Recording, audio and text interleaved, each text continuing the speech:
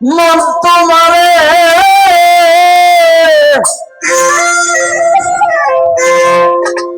তুমি সোজা পথে হাওয়ানা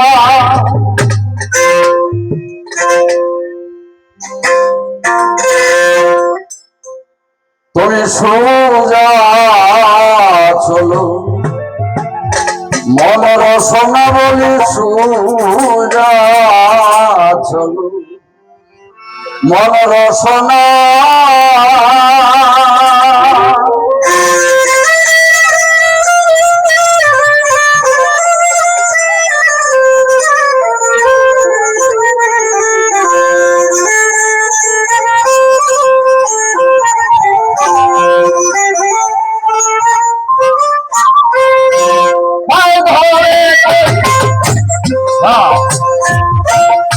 মন তোমারে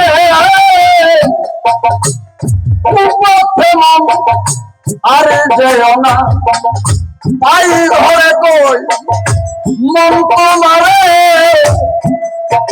কোন পথে মনার যেও না সোজা চলো মন রসনা সোজা চলো মন রসনা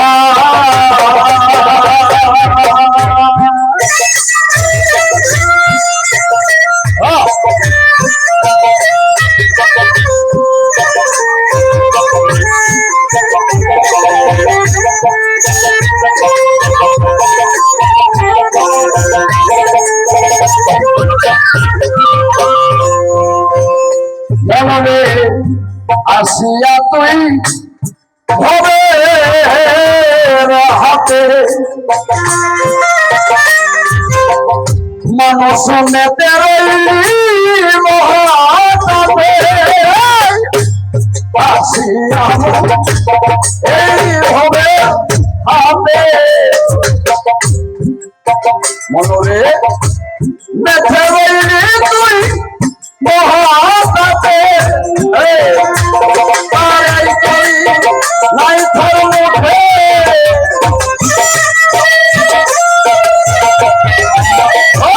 পারের করি নাই তোর মুখে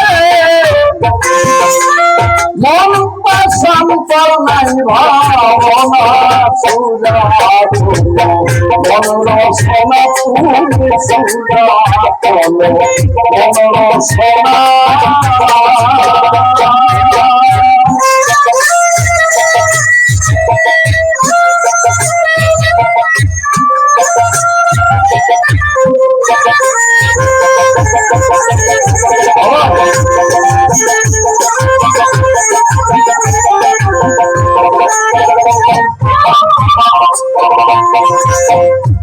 মনরে পুরুষে সঙ্গে মিশে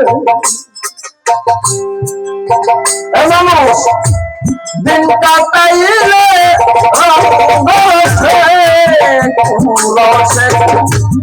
সঙ্গে মিশে দিন কাটাইলে তুই রঙ্গ রসে তুই তার ঘাটাতে কাজিনী ভাসে মাইনা ছাড়া পার করবে না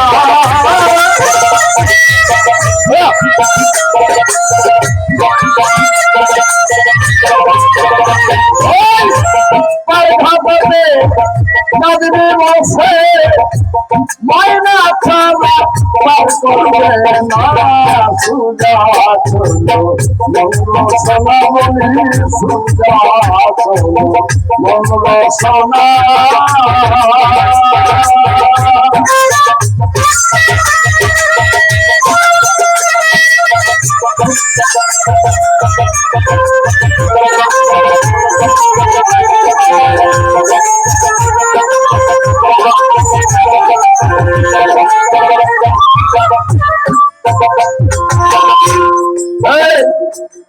এখনো তার আছে সময় মানুষ আমরা কত অকৃতজ্ঞ আমরা মসজিদ এক কথা আমরা ইবাদত তখনই করি যখন অকেজো হয়ে যায়, যখন আর বাঁচার কোনো আশা থাকে না, তখন জাহান্নামের ভয়ে আমরা ইবাদত করতে যাই। কিন্তু আল্লাহর হুকুম পালন করতে গিয়ে এই মনে অনুভূতি নিয়ে কেউ আমরা ইবাদত করি না। কেউ যদি জাহান্নামের ভয়ে আর জান্নাতের আশায় ইবাদত করে, 2 পয়সার লাভ হবে না। কেন হবে না? কথাটা লম্বা হয়ে যাবে বলে আমি কথাটা ছেড়ে দিলাম। মৌলিক কথায় আসি। লালন সাঁইজি বলেছে, মনে অসময়ে কৃষি করে, মিছামিছি মানুষ কেটেই মরে। গাছ যদিও হয় বীজের জুড়ে, তাতে ফল তো ধরে না, সময় গেলে সাধন হয়। বাবারা, হাসর পালা, হাসর আর কেমন পাল্লা দিয়েছে। আমি মুসলমান হয়, আমি জানি না মুসলমান হতে পেরেছি কিনা, এরপরেও স্বীকার করছি। আপনারা দিন থাকিতে, সময় থাকতে একটু সাধন করবেন, ভজন করবেন। যদি জান্নাতের আশা করি না, জান্নাতের মালিকরে যদি পাই, কি বলে জান্নাতের দরকার আছে না? তুমি এমন ইবাদত করো, জান্নাতের পেছনে তোমাকে ছুটতে হবে না, জান্নাত তোমার পিছু পিছু ছুটবে। তাই